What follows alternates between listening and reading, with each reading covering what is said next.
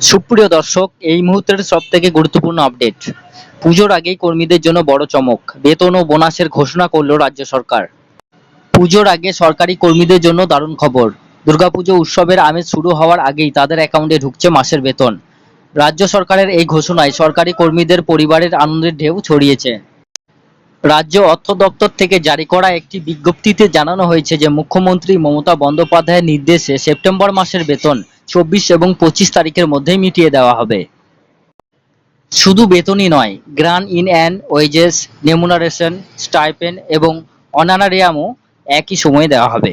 যদিও পেনশনভোগীরা আগের নিয়ম অনুযায়ী 1 অক্টোবর থেকেই তাদের টাকা পাবেন, ঠিক তার আগেই বেতন হাতে পাওয়ায় পুজোর কেনাকাটা এবং অন্যান্য খরচের চাপ অনেকটাই কমে যাবে। সরকারি কর্মী স্বাভাবিকভাবেই এই সিদ্ধান্তে স্বস্তি প্রকাশ করেছেন। এই বছর 26শে সেপ্টেম্বর থেকে সরকারি ছুটি শুরু হয়ে 7ই অক্টোবর পর্যন্ত চলবে। তাই উৎসবের ঠিক আগে বেতন হাতে পাওয়া নিয়ে উচ্ছ্বসিত সরকারি কর্মীদের পরিবার। কেন্দ্রীয় সরকারের ঘোষণার পরপরই রাজ্য সরকারও এই পদক্ষেপ নিয়েছে। পশ্চিমবঙ্গে কর্মরত কেন্দ্রীয় সরকারি কর্মীদের বেতন 26শে সেপ্টেম্বর দেওয়া হবে বলে কেন্দ্র একদিন আগে জানিয়েছিল। যারা ওই মাসে অবসর নেবেন তাদের সমস্ত পাওনা 26শে সেপ্টেম্বরের মধ্যে মিটিয়ে দেওয়া হবে।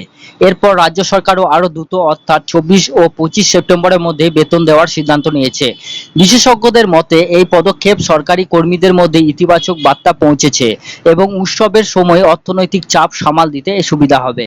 সুপ্রিয় দর্শক, আরও নিত্য নতুন ভিডিওর আপডেট পাওয়ার জন্য আমাদের ইউটিউব চ্যানেলটিকে লাইক, কমেন্ট, শেয়ার এবং সাবস্ক্রাইব করুন। আর ফেসবুক থেকে দেখলে পেজটিকে ফলো করুন।